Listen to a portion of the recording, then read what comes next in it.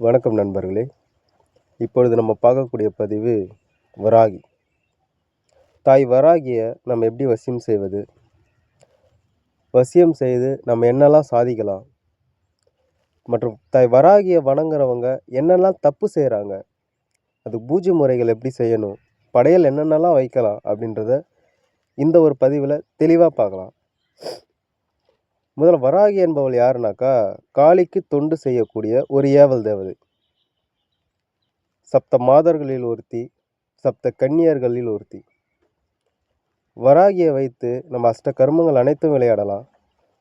மற்றும் ஒரு மந்திரவாதி யாராவது இருக்கிறா, இல்லை நமக்கு எதிரி யாராவது இருக்கிறாங்கனாக்கா, ஏவி பார்க்கறதுக்கு மிகவும் அற்புதமான தேவதை.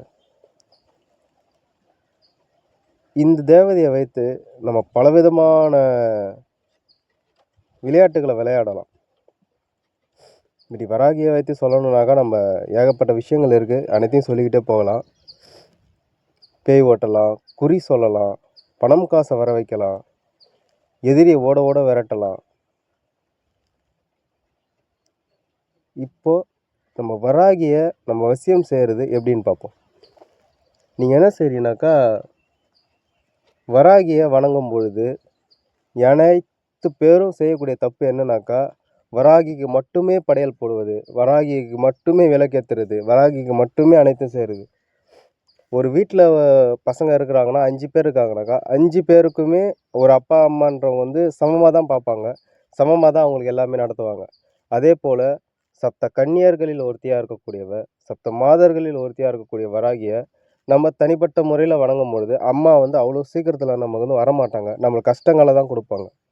அதனால் எந்த ஒரு படையல் வைப்பதாக இருந்தாலும் சரி, சப்த மாதர்களுக்கு 7 அல்லது 9 இந்த கூற்றுப்படி வைங்க.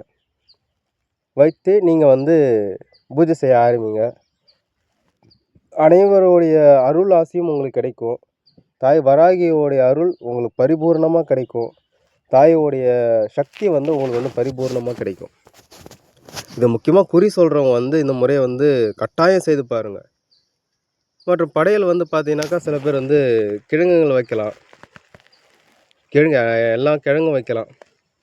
அதே போல் வந்து கூரப்புடவை, தாய்க்கு மிகவும் பிடித்த விஷயம் கூரப்புடவை, மஞ்சள் கிழங்கு, தாலி, வெற்றிலை பாக்கு, பூ, பழம், தேங்காய், இது அனைத்தையும் வைத்து நீங்கள் வந்து படையல் வைங்க.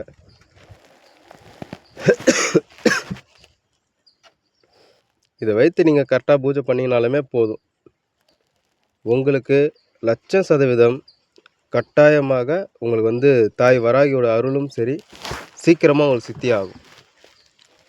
வராகியோட உண்மையான பீஜாட்சர மந்திரம், சித்தர்கள் அருளிய மந்திரம் வந்து வங் வங் கிங் கிங் ஹம் சிவ. இந்த மந்திரத்தை காலையில் 1008 ஊர், இரவு 1008 ஊர் போடுங்க. 48 நாட்களில் உங்களுக்கு வராகி சித்தி ஆகும். நன்றி.